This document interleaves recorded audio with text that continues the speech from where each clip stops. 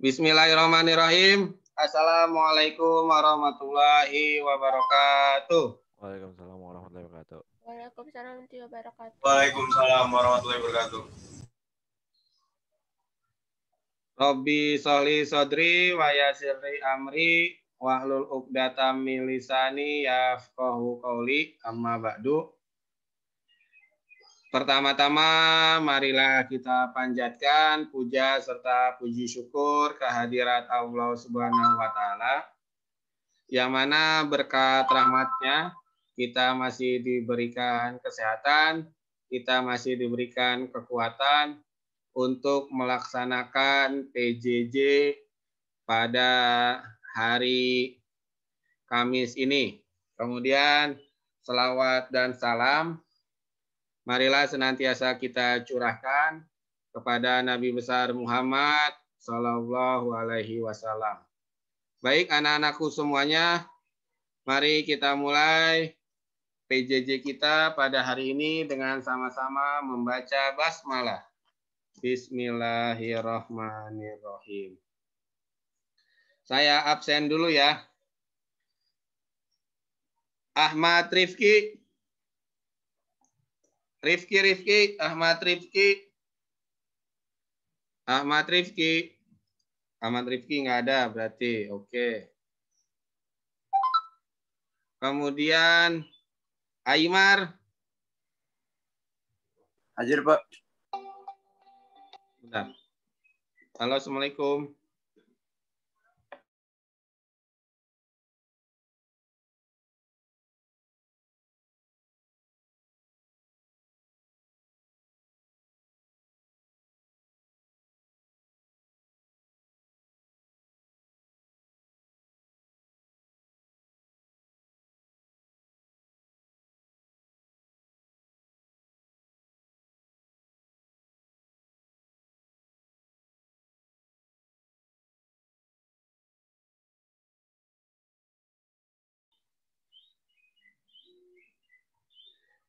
Maaf tadi ada telepon. Kemudian Aisyah Najah. Hadir, oke. Ana Mira. Sasa, Ana Mira nggak ada. Hah? Oh, ada Sasa. Oke, Sasa. Ananda Indika dulu. Ananda tadi kayaknya izin deh. Oh, Ryan Ahdar. Ananda Indika ada nih, tapi kamera Anda tadi ke toilet, Pak. Iya. Kemudian Ajra. Hadir, oke. Kemudian Fahri. Hadir, Pak. Hadir, oke. Kemudian Farel Azmi. Farel. Internetnya error, Pak. Oh iya, oke, makasih. Firsa nggak pernah masuk Firsa nih. Harsya Nanda. Harsya nyala tapi orangnya kemana nih? Haskara. Hadir. Oke, Haskung. Harsya hadir. Iya, dari mana kamu? Hah? Dari mana? Baru bangun ya? Baru bangun. Iya. Kagak. Enggak. Kemudian Hazim nggak pernah nyalain kamera sama mic nih. Gelap gulita. Hazim. KB. Hadir. Oke. Adel. hadir, Oke. Malik. Hadir, Pak. Oke. Malik siap ya ntar? Saya masih Sabtu, Pak. Oh, kenapa memang? Lah, saya kan emang Sabtu. Oh iya, Sabtu maksudnya. Enggak, tadi kan pembukaan. Kemudian Marcella. hadir Pak. Hadir, oke. Zalfa. Hadir, Pak. Ada ya. Alif. Hadir, Pak. Oke, Alif siap ya? Ya, siap. Oke. Natasha Alia. Natasha Alia. Natasha Alia, saya cek dulu nggak ada nih di sini nih. Kemudian Jagat Pradiva. Jagat ada nih di sini. Kameranya nyala, tapi orangnya mana nih? Jagat, kameranya sih nyala. Kemudian Roro, Lati, Felicia ada ya. Rajiv ada. Oke, Rajiv ada. Ya. Ahdar. Hadir, Pak. Hadir, oke. Siti Nabila. Hadir. Oke. Syafina. Hadir. Hadir, oke. Syafitri. Hadir. Oke. Faradila.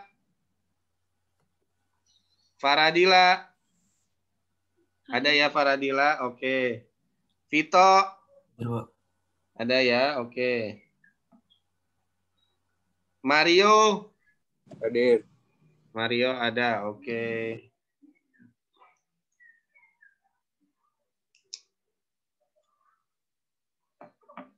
Saya foto dulu.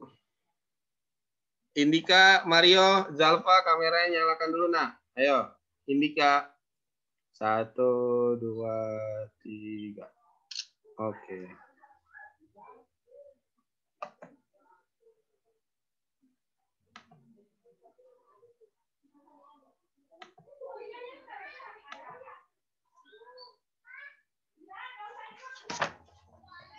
Silakan dibuka buku paketnya. Halaman 96. Ayo dibuka dulu buku paketnya. Halaman 96.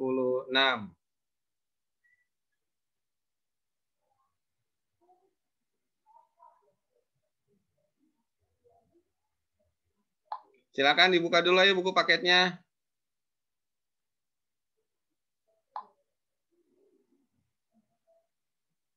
Sudah dibuka? Bentar. Oke, sudah ya. Oke. Kita akan masuk ke pembahasan baru di bab 3. Pak, saya izin ke toilet ya, Pak. Oh iya, Haskara. Jangan lama-lama. Nah, jadi di bab 3 ini kita membahas tentang pengaruh kemajuan iptek terhadap NKRI. Nah, kita pas penilaian akhir semester sampai bab 3. Sekali lagi, pas hanya sampai bab 3 yang akan kita bahas hari ini. Nah, di bab 3 ini kita akan membahas tentang pengaruh kemajuan iptek terhadap NKRI. Pertanyaan mendasar, kenapa kemajuan iptek ini dibahas di kelas 12?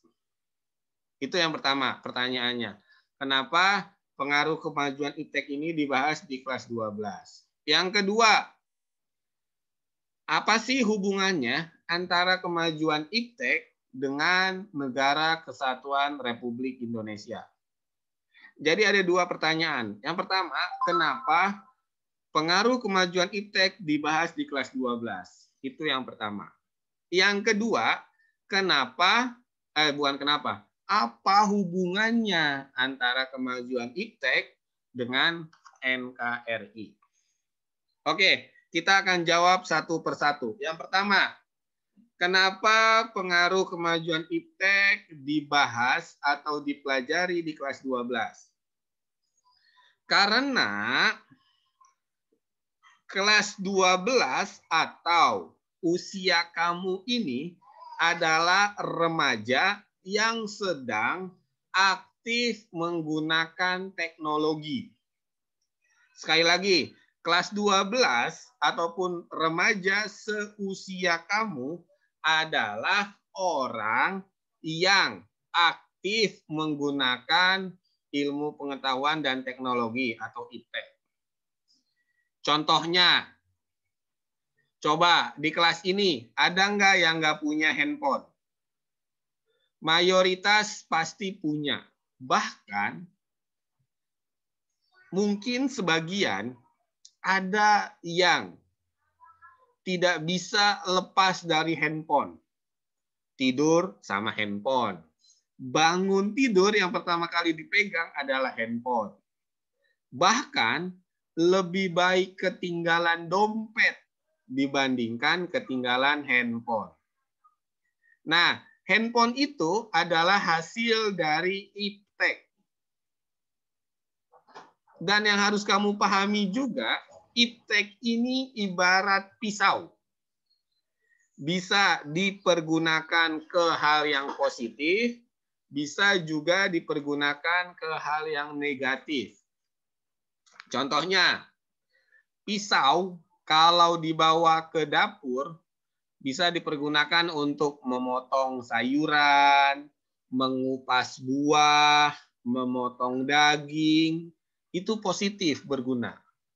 Bisa juga negatif, untuk nusuk orang, untuk membegal, untuk menyerang seseorang, itu pisau kalau digunakan ke yang negatif.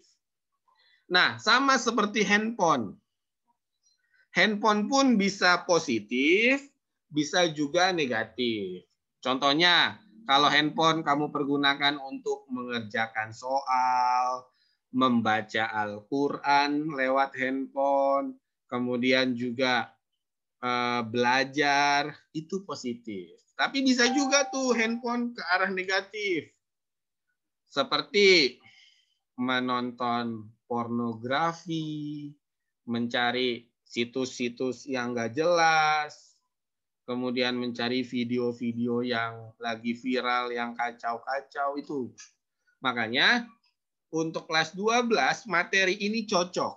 Sehingga kamu bisa menyaring dan memisahkan antara negatif dengan positif. Itu pertanyaan yang pertama. Pertanyaan yang kedua, apa hubungannya ilmu pengetahuan dan teknologi dengan NKRI? Ternyata yang namanya orang yang sudah menguasai iptek itu banyak yang nyari. Contohnya kayak almarhum Pak Habibie. Oh, dia orang jenius. Bisa membuat pesawat terbang. Banyak negara yang menginginkannya.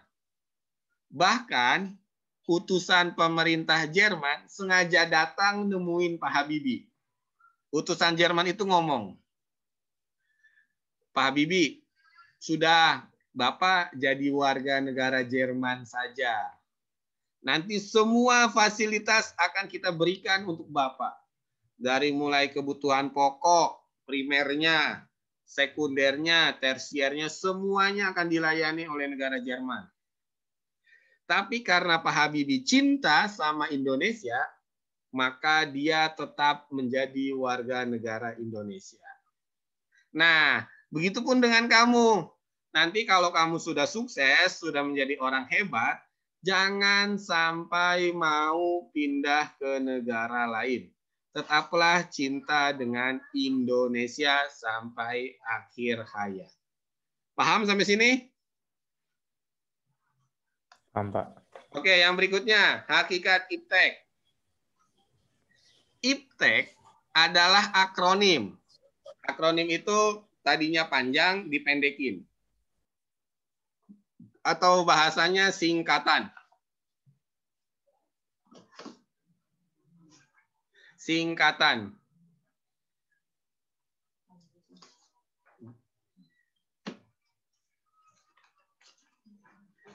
Maaf, ada gangguan. Oh, Pak. Akronim itu adalah singkatan. Iptek itu singkatan dari kata ilmu pengetahuan dan teknologi. Itu iptek, oke? Jadi kalau kamu mendengar kata iptek, oh berarti ini kepanjangannya ilmu pengetahuan dan teknologi. Oke. Nah, menurut Kamus Besar Bahasa Indonesia atau KBBI, Saya yakin kamu waktu kelas 11 pasti sering mendengar kata ini. Menurut KBBI, karena ini adalah referensi utama dalam menulis sebuah sebuah tulisan ilmiah atau naskah ilmiah. Nah, menurut Kamus Besar Bahasa Indonesia,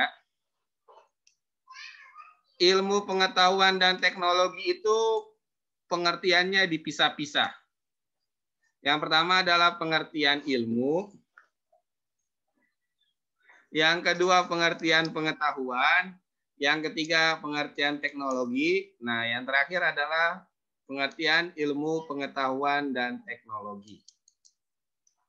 Jadi kalau menurut Kamus Besar Bahasa Indonesia, ilmu itu pengertiannya adalah pengetahuan tentang suatu bidang yang disusun secara bersistem menurut metode tertentu yang dapat digunakan untuk menerangkan gejala tertentu. Itu disebut dengan ilmu. Jadi, yang namanya ilmu itu bisa dikatakan ilmu kalau memang sudah dibuktikan. Kemudian juga ada metode khusus. Contohnya kayak sekarang nih, lagi ada pandemi COVID-19. Nah, COVID-19 itu adalah sejenis virus. Nah, virus itu dipelajari salah satunya di mata pelajaran biologi. Maka biologi disebut sebagai suatu ilmu karena mempelajari virus yang dibuktikan dengan hal-hal yang ilmiah dan fakta lapangan dan menggunakan metode-metode khusus sehingga tidak asal bunyi atau asal ngomong. Berbeda dengan pengetahuan. Pengetahuan itu pengertiannya adalah segala sesuatu yang diketahui. Contohnya, Rajif. Rajif bilang ke Harsha, Harsha, hati-hati di Alpus 3 di gedungnya ada hantu. Nah, itu disebut pengetahuan karena diterima oleh panca indera, baik mata, kemudian hidung, lidah, alat perasa, kuping, alat pendengar, tangan, alat peraba. Itu baru sebatas pengetahuan. Jadi pengetahuan itu segala sesuatu yang kita ketahui, baik menurut kata orang, kemudian kata informasi-informasi yang lainnya. Nah, bagaimana cara kita membedakannya antara ilmu dengan pengetahuan? Gampang cara membedakannya. Contohnya, misalkan Adel dikasih tahu sama Roro. Kata Roro, Adel, gula itu rasanya manis. Nah, itu adalah pengetahuan. Kata gula itu manis, menurut Roro itu adalah pengetahuan. Kalau ingin naik menjadi ilmu, maka Adel harus ngambil sendok, kemudian ngambil gula, dimasukkan ke dalam mulut. Oh iya, ternyata setelah dicoba, benar gula itu manis. Nah, itulah yang disebut dengan ilmu. Jadi awalnya adalah pengetahuan, setelah diteliti baru dia akan naik menjadi suatu ilmu. Nah, kalau teknologi pengertiannya adalah metode ilmiah untuk mencapai tujuan praktis. Contohnya, Haskara. Di rumahnya ada televisi LED 30 inci misalkan. Maka Haskara tidak perlu datang ke TV itu untuk memindahkan saluran channel ataupun volume suara. Cukup diambil remote, kemudian mengklik tombol channel ataupun volume. Nah, remote itu disebut dengan teknologi. Contohnya lagi, misalkan Mario. Mario membawa mobil masuk ke jalan tol. Kemudian Mario melakukan tap in. Nanti palangnya akan terbuka sendiri. Nah, itulah yang disebut dengan teknologi.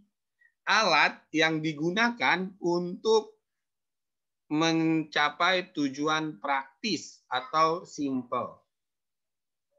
Nah, yang terakhir adalah pengertian ilmu pengetahuan dan teknologi. Pengertiannya adalah pengetahuan tentang suatu bidang yang tersusun secara sistematis tentang kepandaian manusia yang dapat diterapkan untuk menunjang kehidupan manusia.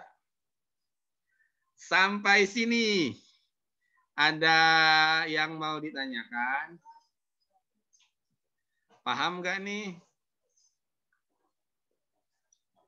Ayo, yang mau bertanya siapa? Yang mau bertanya dapat tambahan PAK. Ayo, ada yang mau bertanya? Paham nggak nih? Paham, Pak. Paham. Oke, kita lanjut ya. Yang berikutnya adalah pengertian iptek. Ilmu pengetahuan menurut Horton dan Chester, kemudian pengertian teknologi menurut Dennis Diderot. Ini pasti keluar nih di ulangan ataupun di PAS. Jadi silakan boleh difoto, ataupun di screenshot, ataupun dicatat, ataupun di stabilo di buku paket. Silakan. Ini pasti keluar di PAS nanti. Definisi ataupun pengertian ilmu pengetahuan menurut Horton dan Chester, serta pengertian teknologi menurut Dennis Diderot. Ini pasti keluar. Pengertian ilmu pengetahuan menurut Horton dan Chester. Upaya pencarian pengetahuan yang dapat diuji berdasarkan prinsip dan prosedur tertentu dengan menggunakan metode yang bertahap dan sistematis. Sama seperti kemarin kelas 11. Waktu kamu melaksanakan sidang karya tulis. Itu berarti kamu sedang mencari sebuah ilmu pengetahuan. Karena harus melawan ataupun menjawab pertanyaan dari Bapak Ibu guru penguji.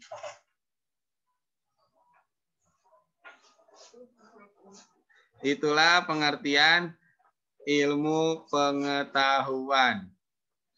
Kemudian pengertian teknologi menurut Dennis Diderot adalah berbagai alat dan sistem yang bekerja sama untuk suatu tujuan yang sama. Yang tadi saya bilang, ada remote AC, remote TV, nah itu disebut dengan teknologi. Bahkan handphone ini bisa multifungsi. Kalau kamu mau makan, tinggal klik GoFood atau GrabFood. Kalau ingin mencari berita, tinggal klik Google, Detik, dan lain sebagainya. Kalau ingin mendengarkan lagu, tinggal klik media player, dan lain sebagainya. Itu disebut dengan teknologi. Nah, kita akan membahas menurut bahasa. Teknologi itu bahasa Indonesia. Tetapi sebenarnya bahasa teknologi ataupun kata teknologi itu diambil dari bahasa Inggris. Jadi, kata teknologi yang kita pakai hari ini adalah bahasa serapan. Bahasa serapan itu bahasa yang diambil kemudian dijadikan bahasa Indonesia. Nah, kata teknologi berasal dari bahasa Inggris, teknologi. Jadi bahasa Inggris diambil menjadi bahasa Indonesia, menjadi teknologi. Nah, sebenarnya juga kata teknologi di bahasa Inggris diambil juga dari bahasa Yunani. Jadi awal mulanya bahasa Yunani, kemudian dijadikan bahasa Inggris, kemudian dijadikan bahasa Indonesia. Nah, menurut bahasa Yunani, kata teknologi itu terdiri dari dua kata. Tekno itu artinya seni, dan logos artinya ucapan ataupun ilmu pengetahuan. Jadi teknologi itu adalah ilmu yang membahas tentang ucapan-ucapan manusia. Itu menurut bahasa. Ini simpel banget. Jadi dari bahasa Yunani dijadikan bahasa Inggris, kemudian dijadikan bahasa Indonesia. Nah, kemudian aliran dalam ilmu pengetahuan itu ada 3. Pertama, rasionalis, aliran rasionalis. Yang kedua, aliran empiris. Yang ketiga, aliran gabungan. Nah, aliran ini pasti akan keluar di ulangan. Kita akan bahas satu persatu. Yang pertama adalah aliran rasionalis. Pengertiannya adalah pengetahuan terjadi semata-mata karena rasio. Rasio itu akal pemikiran manusia. Contohnya, orang zaman dahulu kala tuh, kalau ingin pergi ke suatu tempat harus jalan kaki. Oh, ternyata kalau jalan kaki capek kakinya. Akhirnya orang zaman dahulu berpikir dengan rasio, dengan akalnya. Akhirnya mulai menaiki kuda, ataupun unta, ataupun keledai. Oh, ternyata enak nih naik kuda. Kaki tidak pegal, bisa nyaman duduk di atas pelana. Tetapi orang mulai berpikir lagi, kalau naik kuda waktunya lama banget, kapan sampainya? Ditambah kuda juga butuh makan rumput. Akhirnya orang menemukan sepeda. Oh, enak naik sepeda. Tidak butuh perawatan seperti kuda. Akhirnya orang berpikir lagi, menemukanlah sepeda motor, kemudian mobil, kemudian kereta, pesawat, dan kapal. Nah, itu yang namanya aliran rasionalisme. Jadi orang berpikir dengan rasionya, dengan akal pikirannya. Tokohnya ada René Descartes. René Descartes ini pernah bilang, cogito ergo sum. Aku berpikir, maka aku ada. Jadi orang yang mau dianggap ada adalah orang yang berpikir. Itu menurut René Descartes. Yang kedua, Baruch Spinoza. Yang ketiga, Gottfried. Dialah 3 orang yang menjadi tokoh aliran rasionalis. Yang berikutnya adalah aliran empiris. Empiris ini berbeda dengan rasionalis. Karena orang empiris adalah orang yang melihat ilmu pengetahuan harus benar-benar ada buktinya di lapangan. Harus berdasarkan pengalaman. Contohnya nih. Kalau Ahdar ingin membuat saluran irigasi atau got, maka gotnya itu tidak boleh lurus, tetapi harus miring, agar air salurannya akan turun, akan mengalir. Dari mana Ahdar tahu? Dari pengalaman-pengalaman orang terdahulu. Contohnya lagi, kenapa orang bisa membangun gedung yang tinggi seperti Burj Khalifa, gedung tertinggi di dunia? Karena berdasarkan pengalaman-pengalaman terdahulu dalam membangun rumah, membangun gedung lantai 3, terus sampai paling tertinggi. Nah, aliran empiris ini berkembang di Inggris dengan tokoh utamanya adalah John Locke dan David Hume. Nah, yang terakhir adalah aliran gabungan. Kalau gabungan ini berarti menggabungkan antara rasionalis sama empiris digabungkan. Pengertiannya adalah ilmu pengetahuan berdasarkan gabungan dari kedua unsur aliran, rasionalis dan empiris. Contohnya, sekarang kan sedang ada pandemi COVID-19. Semua negara di dunia berlomba-lomba membuat vaksin atau obat anti COVID-19, termasuk Indonesia. Nah, obat itu pertama kali atau vaksin itu pertama kali ditemukan berdasarkan rasio pemikiran para dokter, para apoteker atau ahli kimia. Ketika sudah membuat obat ataupun vaksin anti corona, maka vaksin itu tidak boleh langsung dijual belikan, tetapi harus diuji coba. Itulah empiris. Jadi aliran gabungan itu contohnya adalah kayak menemukan vaksin COVID. Setelah mencari melalui pemikiran, ketika sudah jadi harus diuji coba, disuntikan kepada relawan. Kalau relawan itu dalam jangka waktu beberapa hari sembuh, maka obat itu ataupun vaksin itu berhasil dan boleh diperjualbelikan. Apabila tambah ngedrop atau tambah sakit, maka obat itu akan dilarang. Itu contohnya aliran gabungan. Tokoh utamanya adalah Immanuel Kant. Oke, sampai sini paham atau tidak? Kalau tidak paham nanti akan saya jelaskan lagi. Ayo, halo. Nih, pada kemana? Tuh, Mario gelap. Ayo, paham nggak nih yang saya tadi maksud? Ada yang mau bertanya? Ayo, yang mau bertanya dapat tambahan PAK.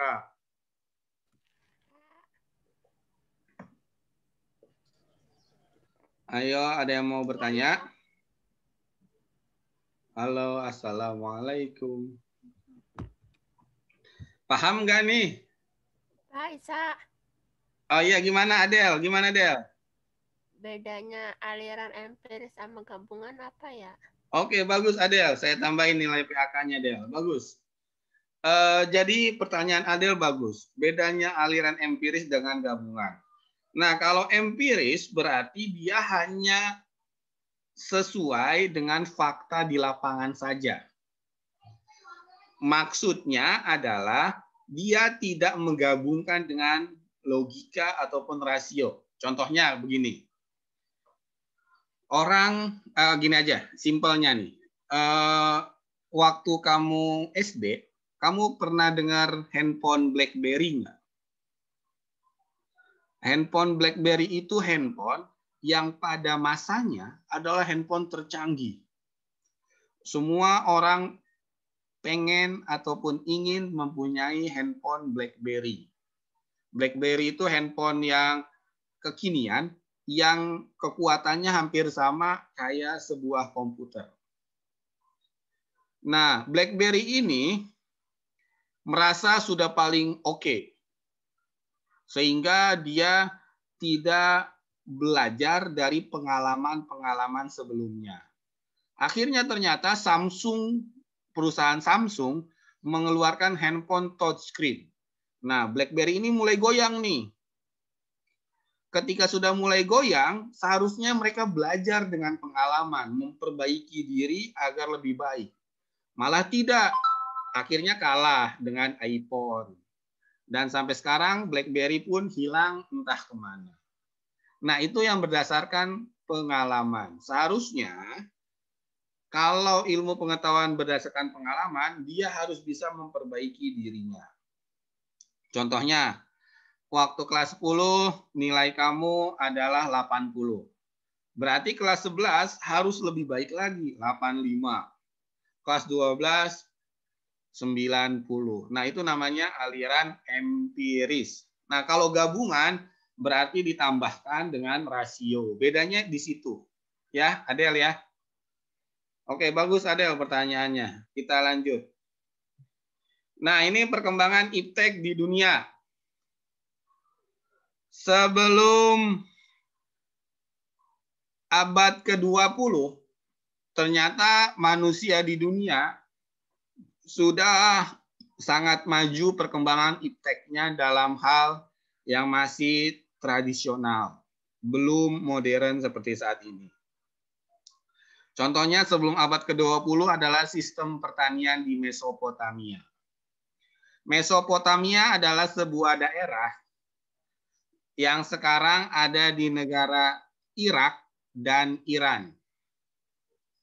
Nah, orang-orang Mesopotamia itu mereka berpikir untuk bisa membuat sebuah sistem pertanian sehingga gampang untuk diterapkan.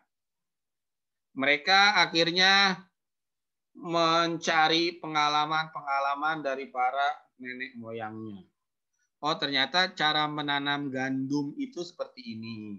Bibitnya harus dikeringkan dulu, kemudian juga dimasukin ke dalam tanah. Kemudian cara membuat saluran irigasi dari sungai bagaimana. Nah, sistem pertanian Mesopotamia inilah yang sampai sekarang masih dipergunakan oleh seluruh petani di dunia. Tetapi sekarang pertaniannya sudah lebih canggih. Kalau zaman dahulu kan tidak menggunakan pupuk, tidak menggunakan mesin. Nah, sekarang sudah canggih-canggih, sudah menggunakan mesin dan peralatan yang modern. Yang kedua, mesin cetak Johannes Gutenberg. Orang zaman dahulu sebelum ditemukannya mesin cetak, kalau ingin membuat buku, itu harus disalin semuanya, ditulis tangan. Membutuhkan waktu berbulan-bulan. Dengan ditemukannya mesin cetak Johannes Gutenberg, maka bisa langsung dicetak. Jadi hanya menulis sekali, masukkan ke dalam mesin itu, nanti dia akan mencetak sendiri. Yang tadinya membutuhkan waktu berbulan-bulan, sekarang hanya beberapa minggu saja. Itulah perkembangan iptek sebelum abad ke-20. Ada juga revolusi industri.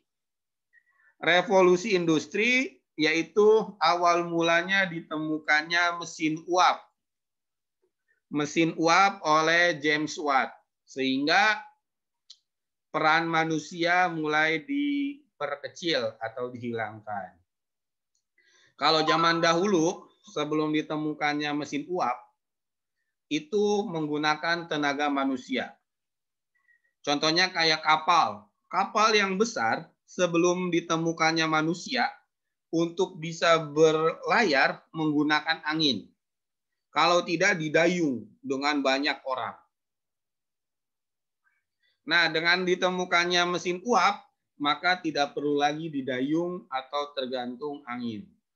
Cukup menyalakan mesin, nanti akan jalan sendiri kapal lautnya. Nah, kalau abad ke-20, penemuan yang paling hebat adalah komputer dan internet. Itulah perkembangan iptek di dunia. Nah, kalau perkembangan iptek di Indonesia, yang pertama adalah sistem terasering atau subak di persawahan.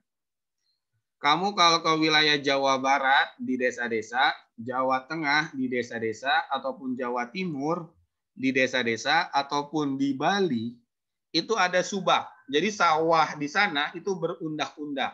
Atas, bawahnya berundak-undak. Nah, sistem terasering atau subak adalah sistem yang sudah diakui oleh UNESCO PBB sebagai sistem warisan dunia non-benda yang berasal dari Indonesia. Karena sistem terasering ini merupakan ide dari nenek moyang kita. Bagaimana caranya agar sawah yang dekat dengan mata air, dengan sawah yang jauh dengan mata air, itu sama alirannya. Makanya dibuat terasering. Berundak-undak. Yang kedua, sistem navigasi bintang. Nenek moyang kita adalah nenek moyang pelaut. Mereka zaman dahulu kalau berlaut atau berlayar tidak menggunakan kompas. Cukup melihat bintang di langit. Oh, itu ada rasi bintang utara. Berarti menunjukkan arah utara. Oh, itu rasi bintang selatan. Menunjukkan arah selatan. Sama seperti film Moana. Kamu kalau nonton Moana, mereka berlayar hanya menggunakan rasi bintang, melihat di langit. Kemudian tradisi membatik. Ini pun sudah menjadi warisan dunia non-benda yang sudah diakui oleh PBB yang berasal dari Indonesia. Karena ini sudah dari zaman dahulu sampai sekarang menjadi sesuatu hal yang istimewa bagi bangsa Indonesia. Kemudian perkembangan iptek di Indonesia pada abad ke-20 hingga saat ini. Yang pertama, dipengaruhi oleh suasana penjajahan, baik Belanda maupun Jepang. Contohnya, ada yang namanya Kebun Raya Bogor. Kebun Raya Bogor adalah laboratorium tumbuhan yang terlengkap di dunia pada saat zaman Belanda.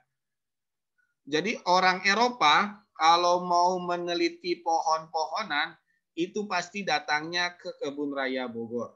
Itu waktu zaman Belanda. Nah, sampai sekarang pun masih bisa.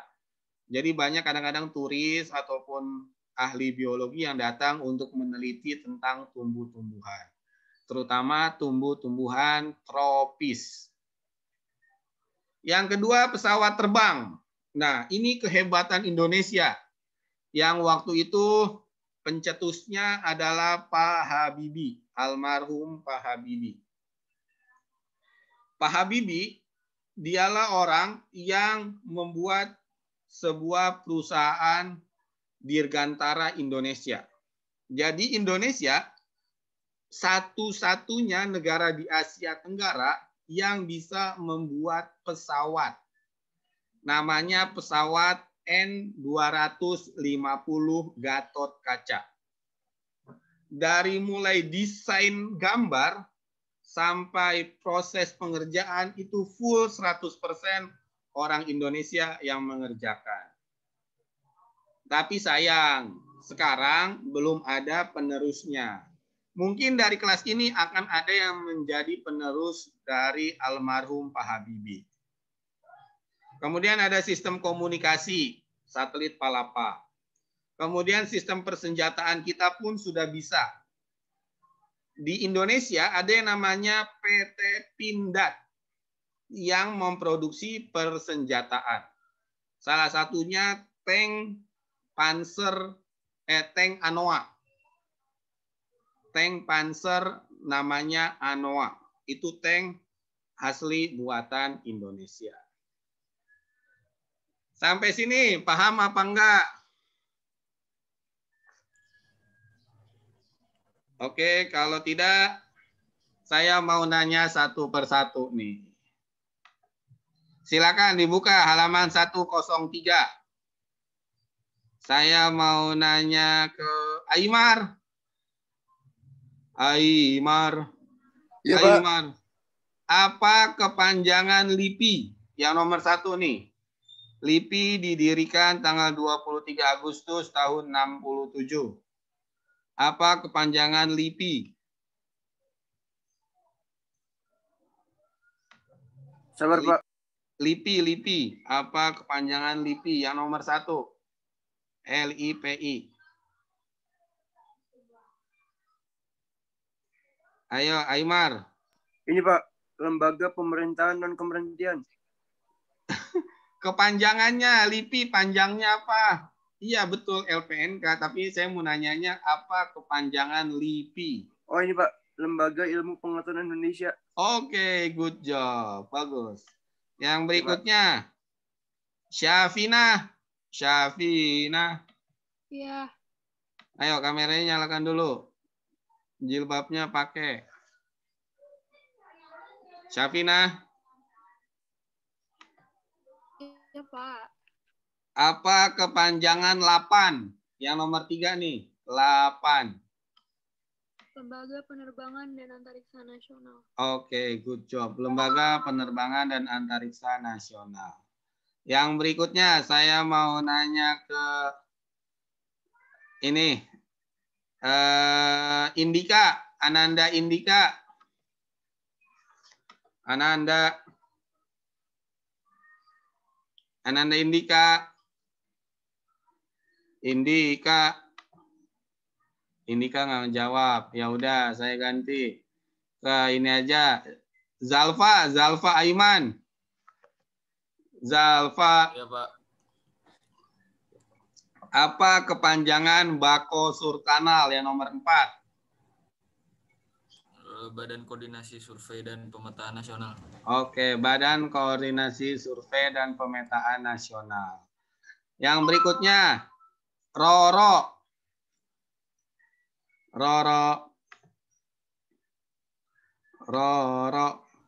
Oh, Pak. Iya, Pak. Nyalain kameranya, Neng. Baru bangun ya kamu ya? Enggak. Suaranya soalnya kayak baru bangun. Ya udah nggak apa-apa. Lanjut ya. Apa kepanjangan BPPT, Roro? Panjangan apa, Pak? Ini nih yang nomor 5. BPPT yang nomor 5. Badan Pengkajian dan Penerapan Teknologi. Oke, bagus. Badan Pengkajian dan Penerapan Teknologi.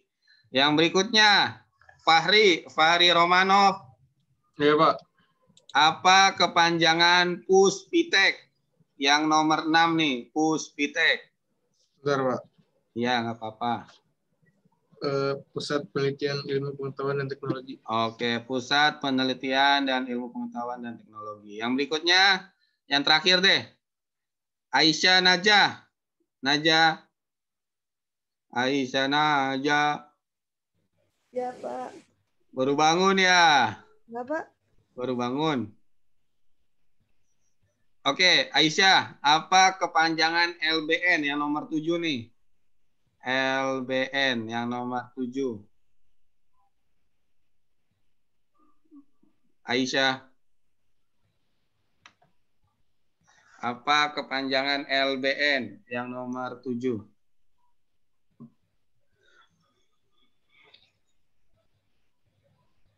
Lembaga Biologi Nasional. Oke, good job. Lembaga Biologi Nasional.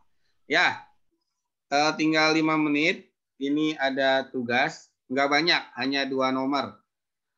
Tuliskan 5 nama penemu di dunia dan hasil temuannya. Itu yang pertama. Yang kedua, sebutkan 5 nama penemu di Indonesia dan hasil temuannya. Boleh apa aja, baik dalam bidang teori ilmu pengetahuan ataupun teknologi, silakan dikerjakan. Hanya 2 nomor.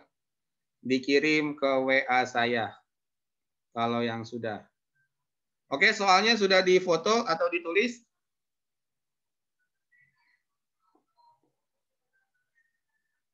Oke, silakan dikerjakan. Pak, itu penemuannya apa aja ya? Apa aja boleh, baik dalam bidang benda, ataupun teknologi, ataupun ilmu pengetahuan boleh, apa aja. Ayo, soalnya hanya 2, karena waktunya sebentar lagi, istirahat. Ya, boleh, kameranya juga boleh dimatikan, biar mata kamu nggak terlalu sering lihat laptop, khawatir nanti rusak. Kode saya gimana, Pak? Kalau sudah, kirim ke WA saya. Ya. Oke, silakan dikerjakan. Hanya 2 nomor saja. Nanti kalau sudah, kirim ke WA saya.